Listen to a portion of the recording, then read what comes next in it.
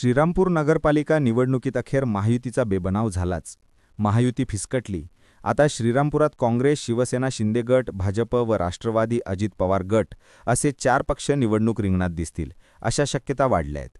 शिवसेना शिंदे गटाने महायुतीतील इतर घटक पक्षांचा विरोध असणाऱ्या प्रकाश चित्ते यांना एबी फॉर्म दिल्यानंतर महायुती फिसकटल्याचं चित्र समोर आलं. भाजपाचे नेते माजी खासदार डॉ. सुजय विखे पाटील यांनीही वरिष्ठांनी चुकीचा उमेदवार दिल्यामुळे महायुती फिसकटल्याचे थेट स्पष्ट दिलं. श्रीरामपुरात आता काय होईल हेच आपण या व्हिडिओतून पाहणार आहोत.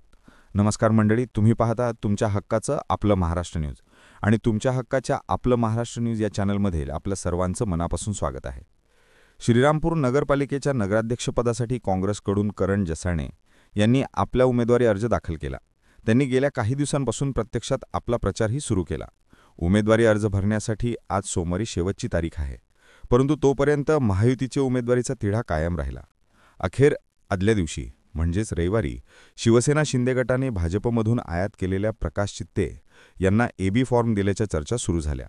म्हणजेच शिवसेना शिंदे गटानं यांच्या मूळ शिवसैनिकांवर अन्याय करत प्रकाश चित्ते यांना उमेदवारी दिली. ही उमेदवारी जाहीर झाल्यानंतर महायुतीतून त्याच्यावर तीव्र प्रतिक्रिया सुरू झाल्यात. महायुती फिसकटली. स्वतः माजी खासदार डॉ. सुजय विखे पाटील यांनी रविवारी श्रीरामपुरात महायुती फिसकटल्याचं स्पष्ट केलं. एका स्थानिक न्यूज चॅनलला दिलेल्या मुलाखतीत ते म्हणाले की माझी भावना ही महायुती टिकवण्याचीच होती. श्रीरामपूरमध्ये आपण महायुती करायचा प्रयत्न केला, परंतु वरच्या पातळीवर मित्रपक्षाच्या पक्षश्रेष्ठींनी काही चुकीचे निर्णय घेतले.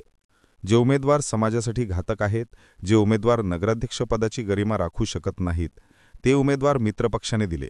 अशा चुकीच्या लोकांना भारतीय जनता पार्टी पाठिंबा देऊ शकत नाही. श्रीरामपूरमध्ये शिवसेनेने योग्य उमेदवार दिला असता तर आम्ही शिवसेनेचा नगराध्यक्ष करण्यास तयार होतो, परंतु समाजासाठी घातक असणाऱ्या उमेदवाराला आम्ही नगराध्यक्ष करण्यास तयार नाही. यामुळे महायुती टिकू शकणार नाही. प्रकाश चित्ते यांना शिवसेनेने एबी फॉर्म दिल्यानंतर डॉ. सुजय विखेंनी हे स्टेटमेंट दिले. विखेंनी इतर पालिकांबाबतही आपलं मत स्पष्ट केले. ते म्हणाले की संगमनेर, नेवासा, राहता, राहुरी येथे महायुती करण्यास आम्ही यशस्वी झालो आहोत. श्रीरामपूर आणि कोपरगावमध्ये आम्ही महायुती करण्यात दुर्दैवाने यशस्वी झालो नाही. कोपरगावची राजकीय स्थिती वेगळी होती, परंतु श्रीरामपूरमध्ये महायुती होईल यासाठी मी स्वतः शेवटपर्यंत प्रयत्न केले, परंतु मित्रपक्षाने चुकीचा उमेदवार दिल्यामुळे महायुती फसकटली, असं त्यांनी कोणाचंही नाव न घेता स्पष्ट केलं. श्रीरामपूरच्या नगराध्यक्षपदासाठी भाजपकडून संजय फण आणि श्रीनिवास बिहाणी हे इच्छुक होते. महायुतीतील अजित पवार गटाकडून अनुराधा ईच इच्छुक आहेत, परंतु आता शिवसेनेने प्रकाश चित्ते यांना उमेदवारी जाहीर केल्यामुळे शिवसेनेतील मूळ शिवसैनिकही नाराज झाले आहेत. शिवसेनेचे फायरब्रँड युवनेते सागर बेक यांनीही प्रकाश चित्ते यांच्या उमेदवारीला यापूर्वीच विरोध केला होता. सागर बेक यांची शहरात चांगली क्रेज आहे. गेल्या विधानसभा निवडणुकीत त्यांनी अपक्ष उमेदवारी करत सुमारे 50,000 मते मिळवली होती.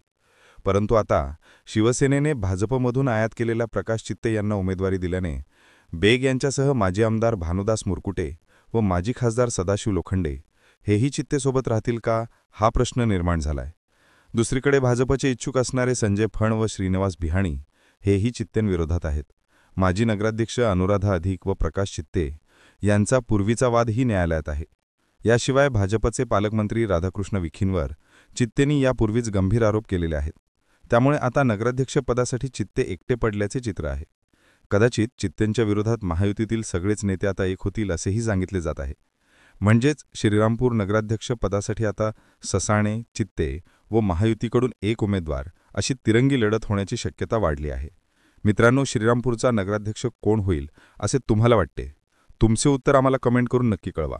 शिवाय व्हिडिओ आवडला असेल तर तुमच्या हक्काचा आपलं महाराष्ट्र न्यूज या चॅनलला सबस्क्राईब करा आणि शेअर करून व्हिडिओला लाईक करायला विसरू नका. पुन्हा भेटू नव्या विषयावर. तोपर्यंत मनापासून धन्यवाद.